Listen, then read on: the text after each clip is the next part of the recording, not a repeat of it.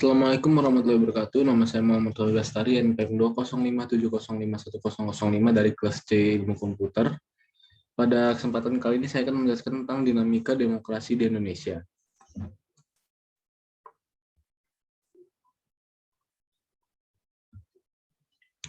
Yang pertama ada pengertian demokrasi. Demokrasi adalah kebebasan setiap warga negara untuk saling berbagi kekuasaan. Demokrasi menurut Aristoteles ialah suatu kebebasan atau prinsip demokrasi ialah kebebasan. Ini karena hanya melalui kebebasanlah setiap warga negara bisa saling berbagi kekuasaan di dalam negaranya. Selanjutnya ada asas-asas demokrasi. Yang pertama ada pengakuan terhadap harkat dan martabat manusia dan partisipasi atau keterlibatan rakyat. Selanjutnya ada prinsip-prinsip demokrasi. Menurut Al-Madudi, prinsip demokrasi antara lain ada kedaulatan rakyat, pemerintahan berdasarkan persetujuan dari yang diperintah, kekuatan mayoritas, hak-hak minoritas, jaminan HAM, pemilihan yang adil, bebas dan jujur, persamaan di depan hukum, proses hukum yang wajar, pembatasan pemerintah secara konstitusional, pluralisme ekonomi, politik dan sosial, dan yang terakhir adalah nilai-nilai toleransi, pragmatisme, kerjasama, dan mufakat. Selanjutnya ada indikator sistem demokrasi. Menurut Afan Ghaffar, indikator suatu negara dikatakan demokratis yaitu yang pertama ada akuntabilitas, selanjutnya ada rotasi kekuasaan, rekrutmen politik yang terbuka, pemilihan umum, dan menikmati hak-hak dasar. Lalu pemahaman tentang pilar demokrasi.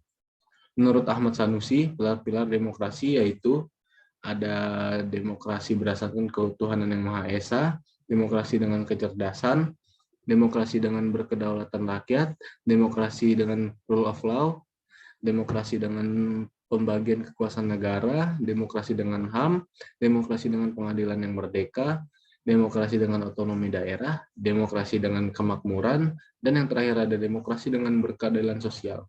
Selanjutnya ada fungsi demokrasi. Fungsi demokrasi yang pertama yaitu memberikan kekuatan untuk memilih pemilihan rakyat dan pemerintah secara bebas serta adil dalam pemilihan umum. Selanjutnya yaitu memberikan kebebasan bagi individu sebagai warga negara untuk dapat aktif berpartisipasi dalam politik dan sebagai warga. Lalu memberikan perlindungan kepada hak asasi pada warga negara. Yang terakhir ada menghasilkan sebuah aturan yang berlaku kepada semua warga negara tanpa ada pandang bulu. Selanjutnya, pelaksanaan demokrasi di Indonesia. Pelaksanaan demokrasi di Indonesia pada periode 1945 sampai 1949. Diberlakukannya UUD 1945 pada periode pertama yaitu tahun 1945 sampai 1949 adalah awal mula dipraktikannya demokrasi ini. Namun, demokrasi parlementer ini tidak berjalan dengan baik. Kehidupan politik dan pemerintahan pada masa itu tidak stabil. Akibatnya, program-program yang dibuat pemerintah tidak bisa dijalankan dengan baik dan berkesinambungan. Akhirnya demokrasi ini berakhir secara yuridis pada 5 Juli tahun 1959, bersamaan dengan pemberlakuan kembali UUD 1945.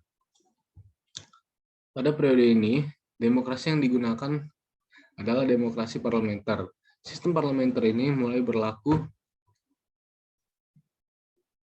di sebulan sudah kemerdekaan diproklamasikan dan kemudian diperkuat dalam Undang-Undang Dasar 1945 dan 1959. Banyak para ahli menilai bahwa demokrasi parlementer kurang cocok untuk Indonesia karena lemahnya benih-benih demokrasi sistem parlementer memberi peluang untuk dominasi partai-partai politik dan Dewan Perwakilan Rakyat. Yang tadi adalah pelaksanaan demokrasi di Indonesia pada periode 1949 sampai 1959. Selanjutnya adalah pelaksanaan periode demokrasi di Indonesia, pelaksanaan demokrasi ini pada periode 1959 sampai 1965.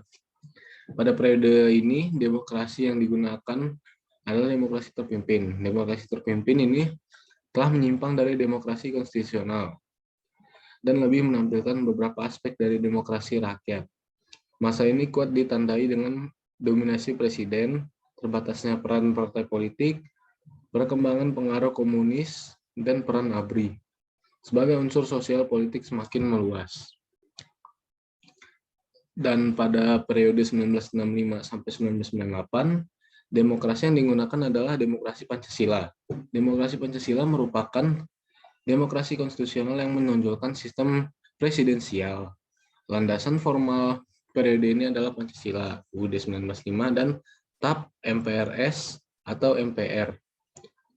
Dalam rangka meluruskan penyelewengan terhadap UUD 1945 yang terjadi pada masa demokrasi terpimpin, namun dalam perkembangannya, peran presiden justru semakin dominan terhadap lembaga-lembaga negara lain. Dan yang terakhir ada pelaksanaan demokrasi di Indonesia pada periode 1998 sampai sekarang. Pada periode ini, demokrasi yang digunakan adalah demokrasi Pancasila era reformasi.